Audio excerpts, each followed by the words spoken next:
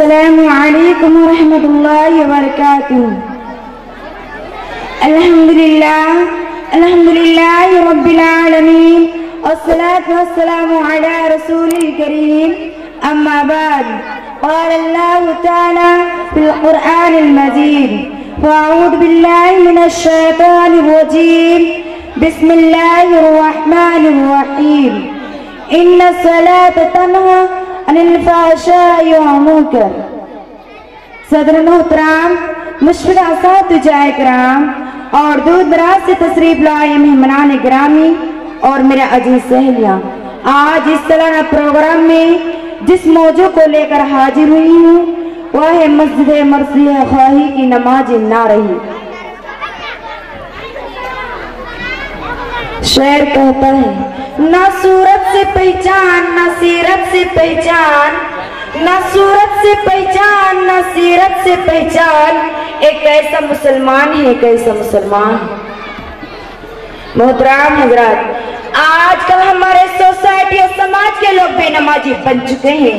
حد تو یہ ہے کہ بے نمازی بن کر فقر کے ساتھ سر اٹھاتے ہیں اور ناز و نخرہ کا چل چلتے ہیں، حالانکہ ایسے بے نمازی کو چلوں پر پانی میں ڈوب کر مر جانا چاہیے جس ذات نے آدم سے وجود بخشا ہے، حالانکہ اس کی تخلیق کا مقصد ایک اللہ تعالیٰ کی ذات کی بندگی ہے، اور تکلیف کو بھول کر گناہوں کے ملوث ہو کر دنیا کے رنگینوں میں کھو گئے ہیں۔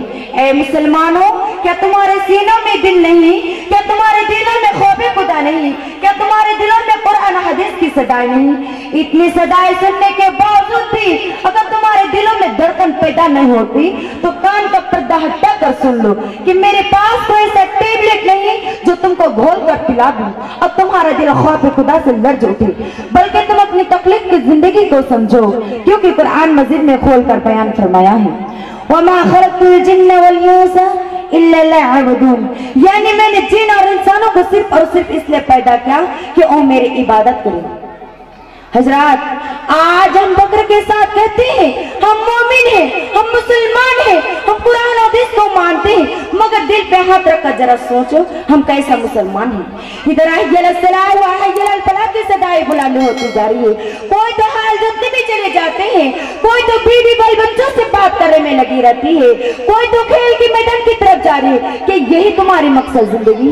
حد تو یہ ہے کہ ہمارے ماں اور بہنیں بھی گھر کی چار دیواری کے اندر رہ کر بھی نماز وقت پر ادا نہیں کرتے ہیں۔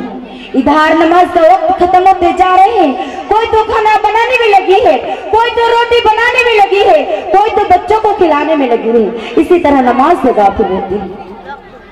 میرا عزیز بہنوں، کیا تم بھول گئے جس دن جنتی جہنمی سے پوچھیں گے ما سلککم فی سقر، اے بھائیو تم تو اس دنیا میں مسلمان تھے تو کیسے جہنم پہنچ گئے؟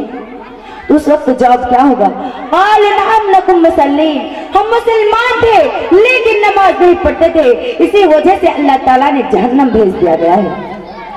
شاعر کہتا ہے، مسجد تو بنا لے صبر میں ایمان کی حرارت والوں نے، مسجد تو بنا لے صبر میں ایمان کی حرارت والوں نے، من اپنا پورا نہ پاپی تھا برسوں میں نماز بن نہ سکا۔ ارے نادان مسلمانوں، کیا تمہیں معلوم نہیں کہ نماز اسلام کا جڑ ہے؟ نماز فرشتوں کی محبت و الفت افضل طریقہ ہے، نماز آنکھوں کی ٹھنڈک ہے، نماز مومن کا معراج ہے۔ کیا تمہیں معلوم نہیں نماز جنت کا کنجی ہے، اس کے بغیر جنت کا دروازہ نہیں کھولا جائے گا۔ نماز پھول سے رنگ کا پاسپورٹ ہے، اگر یہ پاسپورٹ تمہارے پاس نہیں ہوگا تو پھول سے رنگ کیسے پاس کرو گے؟ شعر کہتا ہے، پہلے مسجدیں تھی کچی تو پکے تھے نمازی، پہلے مسجدیں تھی کچی تو پکے تھے نمازی، آج مسجدیں ہیں پکی تو کچے ہیں نمازی۔ اے مسلمانوں، کہ آج تم مسجد کو رلایا ہے، کہ آج تم نے مسجد کو گود کو خالی کیا ہے، مسجد رو رو کر فریاد کر رہا ہے، اے اللہ کے بندے یاد رکھ کل قیامت کے دن اللہ تعالیٰ تمہیں رلائے گا، تم اتنا شرمندہ ہو گئے تو بھاگے ہوئے نفسی نفسی پکارو گے اور اے اللہ کے صدا لگاؤ گے، مگر اس وقت रोने या चिल्लाने से कोई फायदा नहीं होगा। ये अल्लाह को भूलने वालों, अल्लाह को बर्बाद करने वालों, अल्लाह को गुस्सा को दावत देने वालों, तुमने गुनाहों को, बहुत सारा गुनाहों का ढेर लगाया है। तुमको कहो कि महफिल का तामीर क्या है, तुम अल्लाह ताला को बहुत नाराज भी क्या है।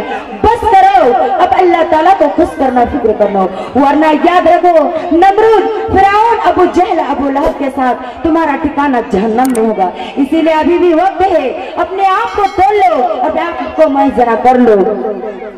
अब आखिर में अल्लाह रब्बुल से दुआ कहूँ कि तमाम मुसलमान भाई बहनों को सही मकसद जिंदगी गुजारने की तौफीक अता फरमाए और पांचों वक्त की नमाज पाबंदी के साथ पढ़ने की तौफीक अता फरमाए। आमीन। अस्सलामु अलैकुम व रहमतुल्लाहि व बरकातुहू।